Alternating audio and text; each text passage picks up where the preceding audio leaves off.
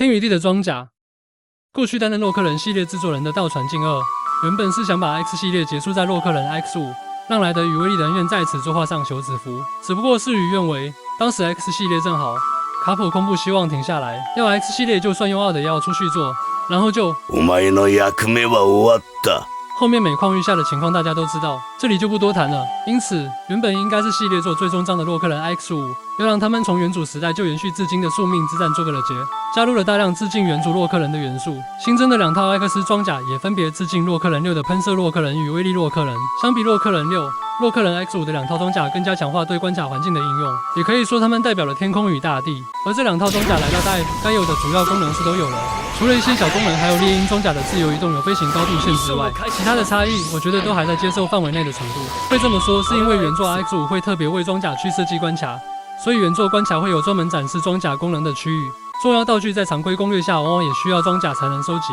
而Dive因为原本是氪金赚在游戏，若去制作需要特定角色才能收集道具的关卡内容，观感会不好，所以道具都只会放在用共通的操作系统就能到达的位置。装甲的特殊功能只是让玩家比较轻松而已，所以我会觉得，在游戏环境改变的情况下，也未必要去追求完全还原。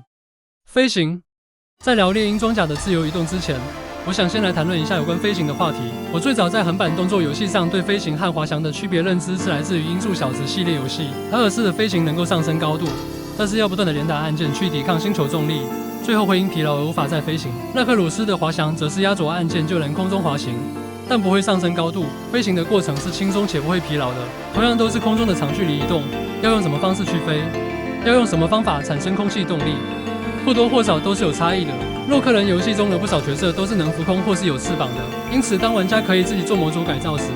对于那些在原作是浮空的或有翅膀的角色，就会想给予他们飞行的能力。而说到飞行，就会有人想到猎鹰装甲的自由移动，进而直接把这项技能套用到这些角色上。不过我自己的个人看法是认为，猎鹰装甲设定上是一套以攻击能力为代价，换取空中飞行技能的装甲。自由移动是在它的独特技能上才有的飞行方式，与翅膀飞行及浮空移动应该是完全不同的飞行原理。而且飞行时的气流是绑在猎鹰装甲上面的，自由移动用在其他角色上不会有气流，看起来只会向空中位移，所以我多半不会觉得这样改有让角色飞起来，只会觉得是廉价的盗用。因此，即便能改造我自己，也有一点设定上的小坚持，不想去滥用自由移动。被限制的自由，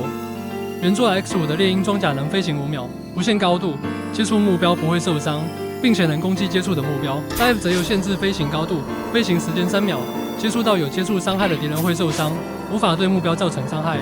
接触敌人的部分，Dive 原本就不是所有敌人都有接触伤害，看作是游戏机制差异，我个人是可以接受的。而以往最被玩家诟病的还是飞行时间和高度。自由移动在中文与日文都只写无法超过指定的高度，但将语言改成英文则是写 You won't be able to go over the maximum height for your jump。也就是说，在 Dive 这边，自由移动的用途被设定成是一种跳跃，而游戏中有空中特殊移动的角色有3个，其实也都符合这个规则。他们共通点就是能跳跃的高度都差不多是3段跳跃的位置，因此当用模组解除飞行高度限制后，就会跳脱原本只是跳跃的框架，地图探索的自由度会上升到一个全新的高度。而在解除高度限制，关卡里飞过几趟后，大概也都能猜到为什么官方要限制高度的理由了。因为关卡根本就不是以超过3段跳跃以上的高度去制作的，因为超过这个高度，有些关卡就能直接从起点飞到关卡终点，也容易发生错过事件触发点，无法继续进行关卡的情况。当时的官方可能就会接到收也收不完的错误回报。原作不容易有这些问题，是因为原作的地图是将装甲功能纳入规划制作的，事先就规划好能飞行的区域，看起来可以飞的地方也不会让你飞过去。因此下面就要说到探索自由度的差异了。让我们上玩家攻略网站看一下，从这边就能知道，原作 X5 的玩家活动范围基本都是被线性关卡给限制住的，除非用 bug， 不然通常是做不到跨区移动。能自由飞行的地方大多只有制作者刻意布置的区域。原作的猎鹰装甲虽然没有高度限制，但地图就已经大幅限制飞行活动的范围了，能够自由探索的地方其实非常少。而 Dive 是3D 游戏，大多是在3D 空间内滑射几道墙或地板来组合区域，这就造成 Dive 其实有很多空间上的漏洞可以钻。以前线上版就有不少玩家发现关卡有捷径可以走，用模组移除高度限制后，还会有更多意想不到的发现。这个无限制的自由飞行，也是我现在除了恢复到传统洛克人游戏模式以外，另一个最让我喜欢的部分。飞行高度限制解除要移除也非常简单，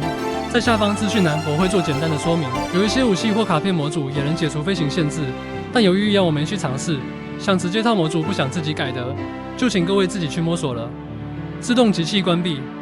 可能由于每个人对原作游戏的摄入程度不同的关系，以前就连自动集气也有人认为是Dive原创的功能。不过自动集气在 X 系列后面几座就已经是经常出现的功能了，只不过Dive因为集气射击有冷却时间，还必须等待冷却结束，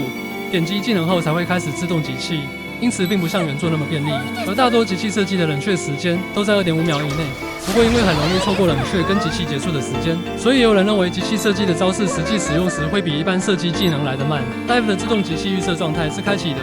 若要关闭一样是在进入关卡后，开启左上角选单，下拉后将自动集气功能关闭。自动集气我会放到这么后面才讲，是因为游戏中大多数的情况其实都建议把这项功能开启比较好。连打技能会不断射出小子弹，但Dive可能是为了要凸显武器的价值，这种射击的动作硬值很大，伤害也很低，效率远不及武器，以至于即便关闭自动集气，也不可能像原作那样去运用。再说，Dive本身就有一个要时常按压的主武器了，关闭自动集气，又多一个在技能冷却后去按压的按键，其实只会让自己手忙脚乱而已。但唯独一个角色我会建议关闭自动集气，那就是盖亚装甲。盖亚装甲跟原作一样有快速集气的特性，只是没像原作那么快。Dive因为还有主武器要使用，盖亚装甲用自动集气很容易错过集满的时机，因此可以打小怪时用主武器打大型怪或 BOSS 时，将主武器跟集气射击两件同时一起压住和放开，这样会更好掌握盖亚装甲的攻击节奏。盖亚装甲的集气炮冷却只有 0.7 秒，射击动作几乎就会盖过去了，所以才能有这种操作。还有就是盖亚装甲在原作只对针刺免疫，但是碰到岩浆跟热流还是会受伤。而Dive可以免疫陷阱的种类比原作要多很多，一部分的岩浆跟热流都是可以免疫的。岩浆对Dive的盖亚装甲来说就跟泡温泉一样，这个改动也让盖亚装甲更符合大地的形象。好了，虽然还有很多装甲的机能可以讲，但我想讲的已经差不多了。除了飞行限制跟关闭自动集气外，其他的我也没去做改动。后面我还要再说一段有关后续影片的事情，所以就不多说了，进入下一个单元吧。有人在剑鱼关卡展示，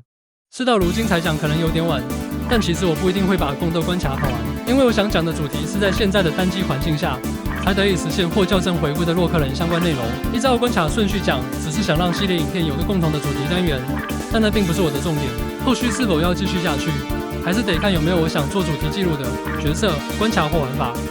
我下一关会讲洛克人 X6 的艾克斯装甲，但众所周知 ，X6 的2套艾克斯装甲 ，Dive 只有实装1套，所以在还没做系列影片时，我就有在观察有没有制作者愿意去主导另一套装甲的制作计划，但到截稿为止，似乎都还没有这样的人出现。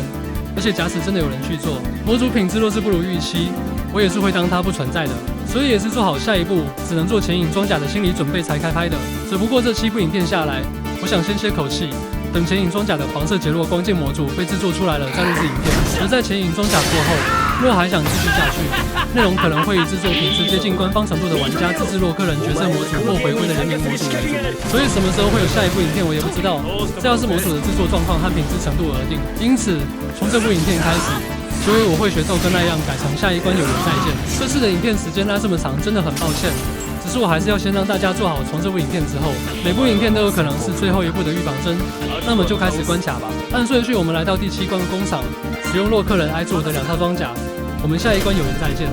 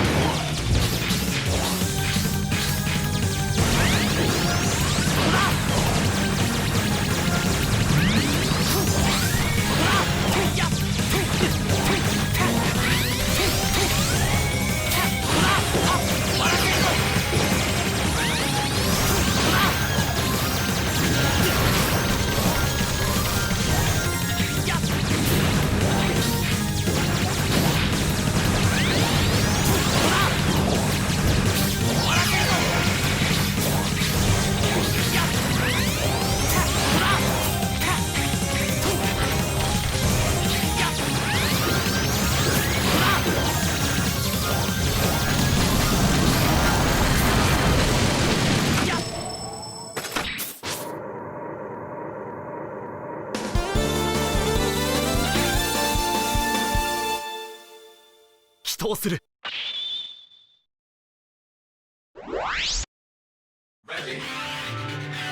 行くぞ。やっ。